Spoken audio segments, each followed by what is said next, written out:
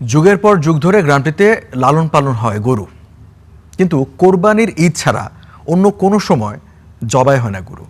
এমনকি দুধও বিক্রি করেন না কেউ। কয়েকজন রীতি ভাঙার চেষ্টা হয়েছেন ক্ষতির সম্মুখীন।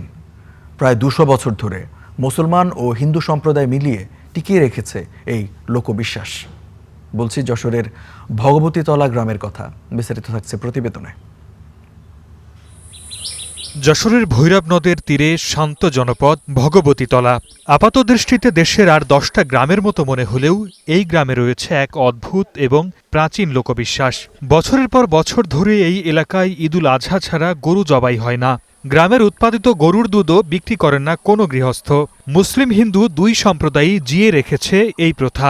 গরু জবাই করে মাত্র কুরবানি গরু, তাই ছাড়া এই কোনো গরু জবাই করে না। আমরা বাইরে জবাই করে আনি খাই। গরু যখন কুরবানি দিই বাড়ি দিই, আর যখন গ্রামে মাসি খায় সেখানে ওই ধুরিতে আছে জবে খেলে নিয়ে আসে। আর আমাদের গ্রামে হচ্ছে দুধ বিক্রি করা যায় না। দুধ বিক্রি করলে ওই গরুর অসুখ হয়, নাহলে গরু দুকে দুকে দুকে কিন্তু মারা যায়।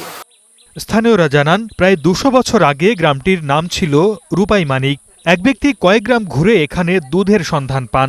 পরে গ্রামটির নাম রাখেন ভগবতীতলা। এলাকার মানুষকে নিষেধ করেন দুধ বিক্রি ও গরু জবাইয়ে। প্রথম দিকে কয়েকজন নিষেধ অমান্য করায় ক্ষতির সম্মুখীন হয় বলে বিশ্বাস ছড়িয়ে পড়ে। সেই থেকে চলছে এই এক রীতি।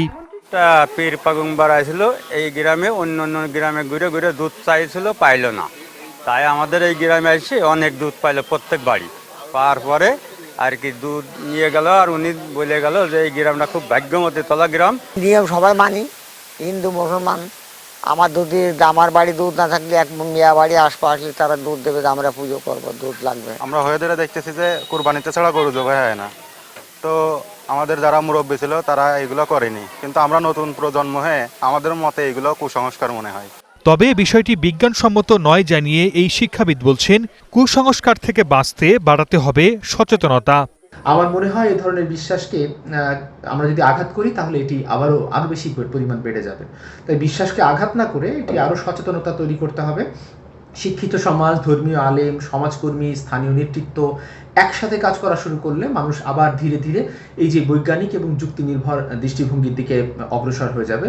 একদিকে প্রবীণদের চিরন্তন বিশ্বাস, অন্যদিকে নতুন প্রজন্মের যৌক্তিক ভাবনা। কুসংস্কারের দেয়াল ভেঙে এই গ্রাম কবে ফিরবে সাধারণ নিয়মে, সময়ই বলে দেবে। Desk report, star news.